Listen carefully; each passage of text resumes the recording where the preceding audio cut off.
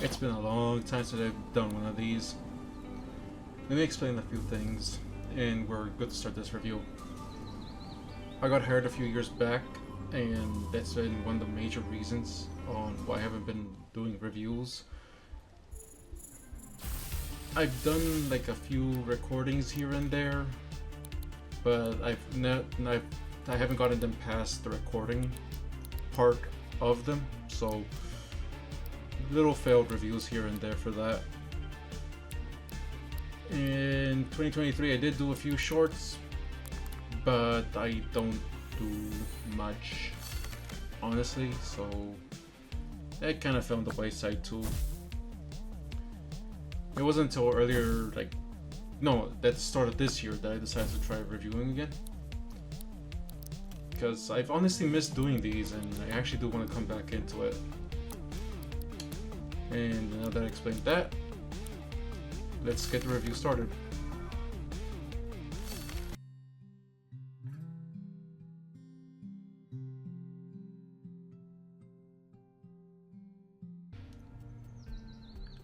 Cassette Beasts was developed by Biden Studios and released on PC and Linux on April 26, 2023.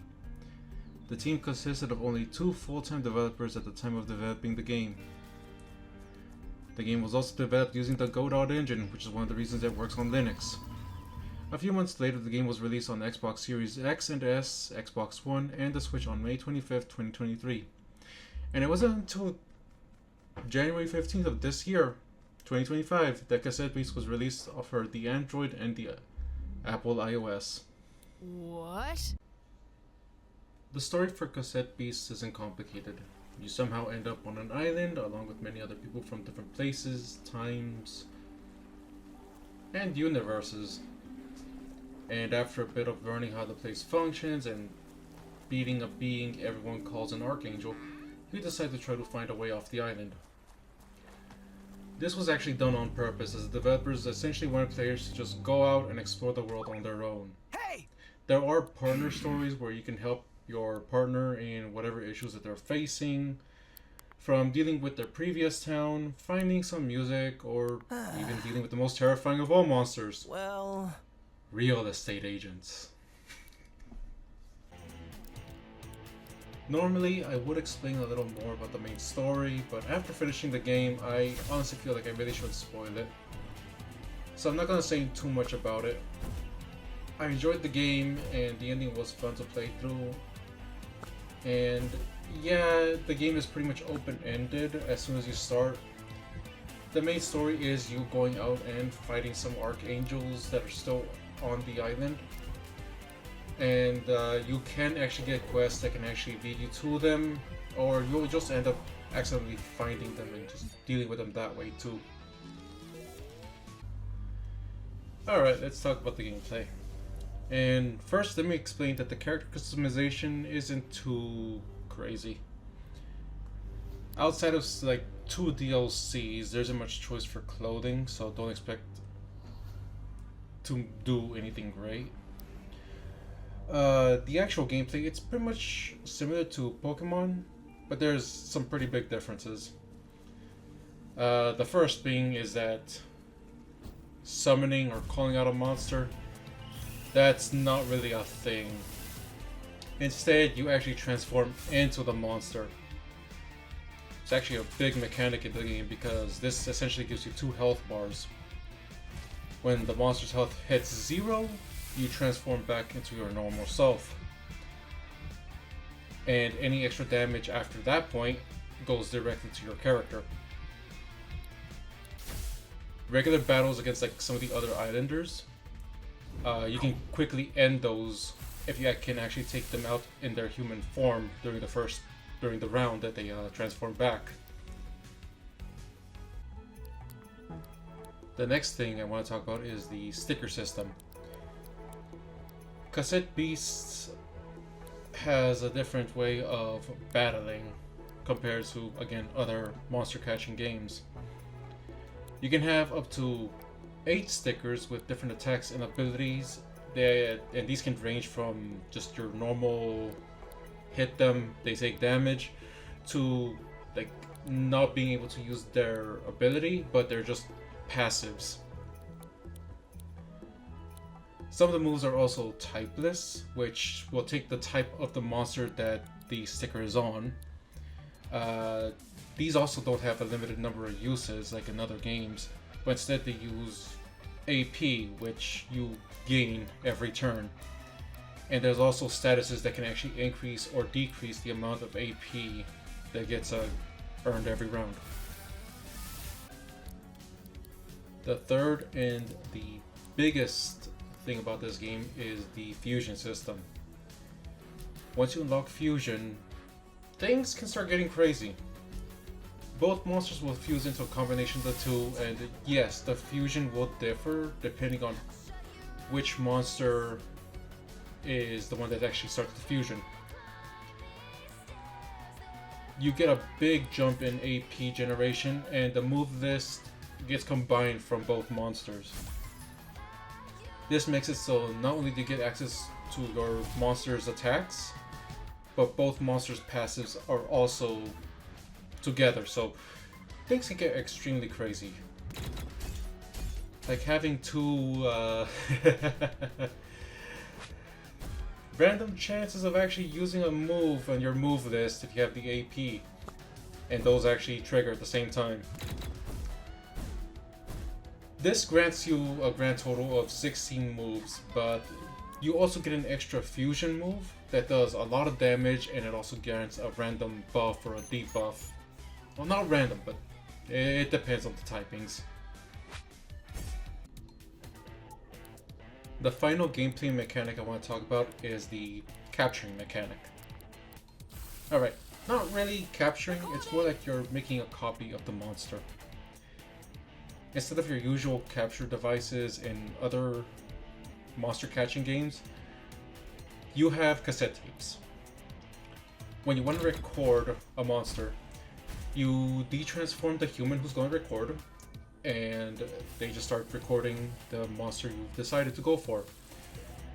Whatever damage that's done to the human, or whatever damage that's done to the monster, will either decrease or increase the chance of record. There's a whole bunch of other cassette tapes out in the world that can actually have a higher chance of recording based on type, or just a higher chance, just base chance of recording. You can also upgrade the cassette tape in the main hall to actually have a higher base chance in itself of recording. Success! There's actually a lot of types in the game. You got your regular ones like the fire, the water, the electric types. Then you got some of the ones that are renamed from what other people would know, like grass, and grass is now plant. Now we come to the more eccentric typings, like plastic from the traffic trap you would run into in the game. And well, just because there's like so many of these different typings, it's not going to be as simple as here to here super effective. No. Let's say you use a poison type and you decide to attack a metal type. It's not going to be a not very effective.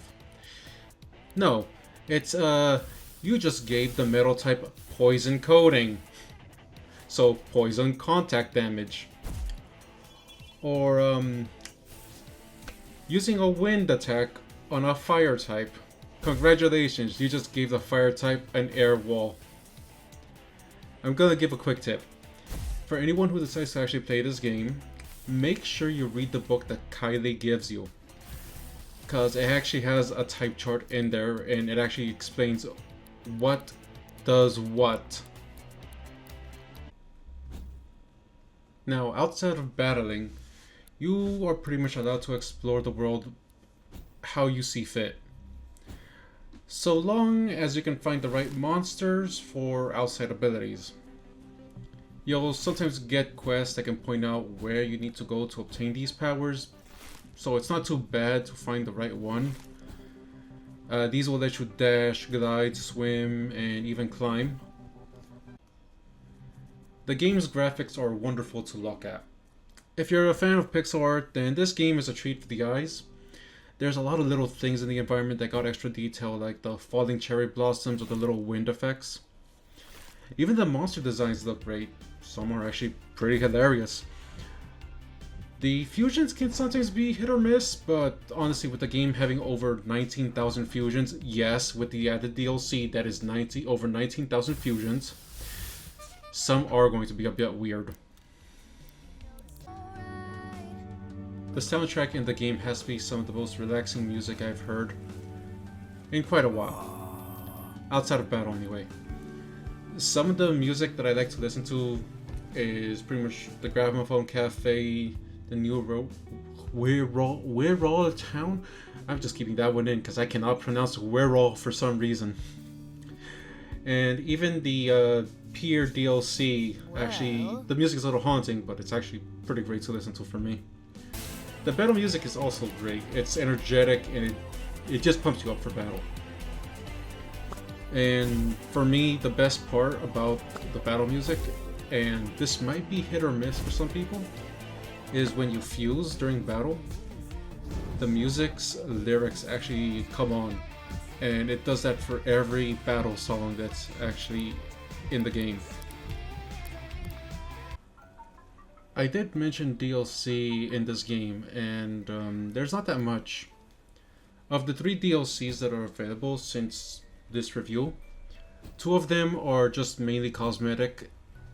The one DLC that actually has gameplay content-wise is the Pier of the Unknown, and this adds the pier, like I mentioned before, and a couple of extra monsters you can actually find and gather. The game also does have some free content updates. In fact, about 2 months ago, they released the Gauntlet update, which added randomized battles in a train, and it makes it a little bit easier to grind specific materials. The game also has online multiplayer. You can have up to 8 players running around the world exploring, fighting monsters, and essentially just doing their own story. This gives you access to be able to battle each other, trade with each other, and you can also invite your friends to actually fight the random raids that spawn around the world. And yeah, you can still fuse during these battles with the specific NPC partner that you chose. So you can actually have 2 fusions on one side of the battle. And that's Cassette Beasts. Overall, I enjoyed my playthrough of the game. There are still a few things I haven't finished, like the Captain quest and recording the rest of the monsters. There's also the bootlegs that you have to find, which are pretty much this game's version of the shinies, but the typings of each one that you find are different, so they function slightly differently from the normal version. The most recent update was again the Gauntlet train, and they did just recently release a mobile version of the game, so they're definitely not done with developing more about it with this game. I highly recommend the game, especially if you're into monster catching games. There are a lot of creative looking monsters, and I know I haven't even made a dent, not even a tap, at all the fusions that are actually in here. Yeah, post-editing Zato here, and I really did not like how I left that outro. After listening to it a few times, I really should have tried a little bit harder, and I just don't have a good outro for this one. I don't know. I think it's just because I haven't done one of these in 2+ years, I'd say? 2 years? Something like that. But yeah, thanks for watching. I plan to, again, 1 video a month. And yeah, that's pretty much it. Hope you enjoyed. Like, comment, subscribe. Nah, that's not for me. Alright, so everyone have a good day, night, wherever the time of the day is for you guys. Later.